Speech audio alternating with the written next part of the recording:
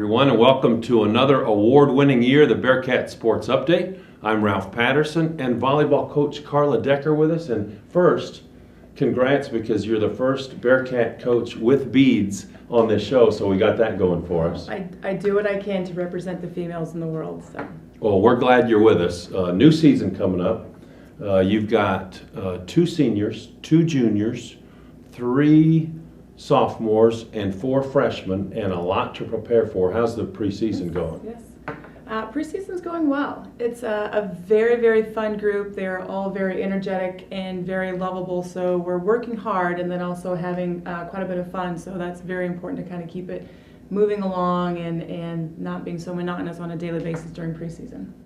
Now, we know that the players also love to play against other teams. The preseason stuff kind of gets monotonous. You had a scrimmage at Belmont Abbey last week. How did that go? It was really beneficial. The players had a good time mixing up the rotation, trying new things, putting people in different spots, plus really getting to work out some of their strengths and their weaknesses. So I think we got a lot out of it. It was a very long day. We played 5 games, 45-minute games, so we got a lot of playing time in. We played Wingate, who we will see next weekend. We played Lees McRae. We played Lenore Rhine, and then we also played Belmont Abbey, and then also Catawba. So it was 4 very strong teams, and we played LR twice, so it left a total of 5 games. And we, like I said, we got a lot of playing in, and the girls learned a lot, got us to refocus on some things to work on in practice a little more ambitiously this time. But for all in all, it was good. Okay, now we're going to talk about something really cool. Carla, you got to work with the Wounded Warriors this summer. It's an unbelievable program and concept. Tell us about it. Correct. It was the Wounded Warrior Trials. It was at Camp Pendleton, and it was in February. And what it is getting the Marine Corps together. They had the 4 branches, the East, the West. They had the Allies also, and then the veterans. So there's the 4 groups, and so they had different coaches coach each one of the teams, and they all competed, and it was the most amazing thing I've ever done in my entire life. I love my job, I love my team, but every once in a while you get that opportunity to do something outside of your realm and for somebody else, and I don't know if I even helped any of them. I hope I did. That was the whole goal, but I got so much out of it.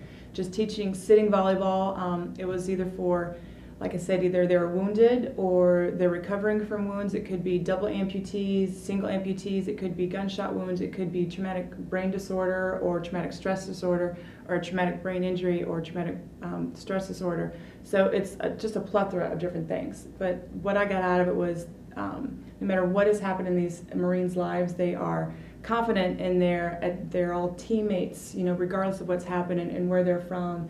And just the unity and the hard working and how they were so focused on that one goal, to make the team to make it to the games, which was at the Olympic training site in Colorado, and who they won. The Marines won, by the way. But it was just an amazing experience, and it just changed my outlook on any kind of, the military itself and disabilities and what we can do to contribute and do more community service, and it was just an amazing experience. That's great. Back to volleyball action. You opened the season at Lees McRae, perennial, a real strong Division II program. What do you expect out of your team right out of the chutes in a good competitive tournament? Right, yeah, it's going to be a very tough weekend and probably one of the toughest weekends as far as tournaments go that first weekend. So it'll be a good test of how the girls are coming off of the scrimmage, coming off of preseason and ready to play really hard volleyball that first weekend. We are playing 4 games, and that's always tough, but then to be playing really strong teams also. Lees McRae, like you said, very strong team, very smart offensively, defensively, very well coached. We'll see them always top of their conference, like you mentioned. Wingate, top of their conference, also ranked in the nation, 22nd in the nation, I believe. Very strong team, also very well coached.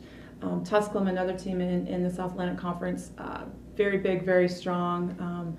And so that's, 3 of the top teams in our region. And if you want to make it to the region, you've got to play strong teams in the region. So it's going to be good for us to see the strongest competition early off and see how we match up and set up, and then we can kind of work on from there. I'm very hopeful that we will all work together and keep that chemistry that we've worked on so far and take it through that first weekend.